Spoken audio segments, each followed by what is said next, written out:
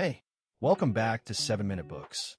I'm Sam, and today we're cracking open Will Smith's memoir, co-written with Mark Manson, just called Will. So Sophie, what was your first reaction when you finished this one? Honestly, I was not expecting it to hit that hard. I thought it would be a fun ride through Bad Boys and Men in Black, but it's like a therapy session. I mean, the whole book is framed as a conversation between young Will and older Will, and they're just brutally honest with each other. Yeah, that framing hooked me too. It's not a linear story. It's him sitting down with the scared kid he used to be and saying, look, here's what we did, here's why we did it, and here's what it cost us.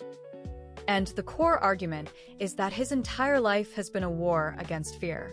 He wasn't born confident. He was born terrified, and he built this massive career as armor to protect a fragile little kid from Philly. That story about his father beating his mother in front of him. I had to pause the audiobook. He says that moment made him decide he would never be weak, never be a victim. And so his whole life strategy became, I'll make everyone love me so I feel safe. Right, and that strategy worked. You get DJ Jazzy Jeff, you get the Fresh Prince. But underneath it all, he was convinced he was a fraud. He calls it the Will Smith paradox. The very fear that drove him to succeed made it impossible to enjoy any of it. The part that got me was when he bombed in 6 Degrees of Separation. He had to shed the Fresh Prince persona for a serious role, and he was terrible.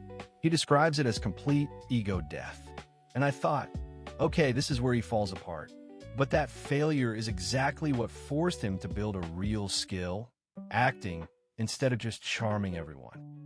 That's where his philosophy on mastery comes in. Talent is overrated. The real secret is a willingness to fail, to be humiliated, and to work harder than anyone else.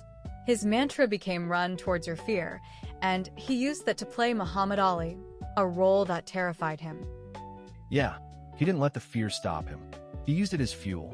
But then the book gets really raw when he talks about his marriage. The whole entanglement thing with Jada. He doesn't deflect blame. He uses it as a case study in his own emotional immaturity. He admits they were living parallel lives, hiding their true feelings behind a facade of perfect harmony. He was so afraid of being seen as weak that he couldn't express his own needs. And the crisis, he says, ultimately saved the marriage by forcing them to rebuild something honest. So the arc really goes from fear-based success to love-based fulfillment. Empires built on fear are fragile, right? And the second half of the book is him learning to operate from a place of love and inner peace. He talks about the ego and the self. The ego is the mask, the persona. The self is the silent observer behind it. And his biggest regret is that he spent so long polishing the mask that he forgot to take care of the person wearing it. That line just stayed with me. It's such a universal thing. We all build armor to protect ourselves.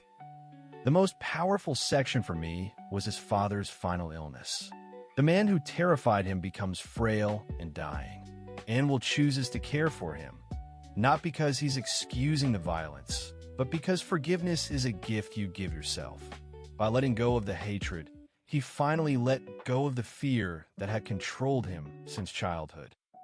And then the book doesn't end with an Oscar or a box office record. It ends with him imagining his own funeral and realizing none of that matters. What matters is the love he gave and received. Success becomes about being a good father, a good husband, a good friend. You know, I actually pushed back on this at first. I thought, sure, easy to say when you're Will Smith. But then he keeps admitting his ego is still on full display. He's not a guru who has all the answers. He's a student who's still learning. He still struggles, but now he's aware of it. And that awareness is the first step to freedom. Yeah, that honesty is what makes it work. He's not pretending to be perfect. He's showing you the terrified kid behind the superstar, and that's something everyone can relate to. The takeaway for me is that the ultimate act of courage isn't conquering the world. It's conquering the fear inside yourself. The one thing I'm taking away is that the mask we show the world is often just armor for the scared kid inside. And the bravest thing you can do is learn to see it, understand why you built it, and then start taking it off. And if you want to go deeper, the whole library is on 7minutebooks.com/app with over 6,000 fiction and nonfiction titles you can read or listen to in any language. It's $2.99 a month, $9.99 a year, or $19.99 once for lifetime access. So the real story isn't about becoming the biggest star. It's about realizing that being loved and giving love is the only thing that ever really counted. We'll see you in the next one.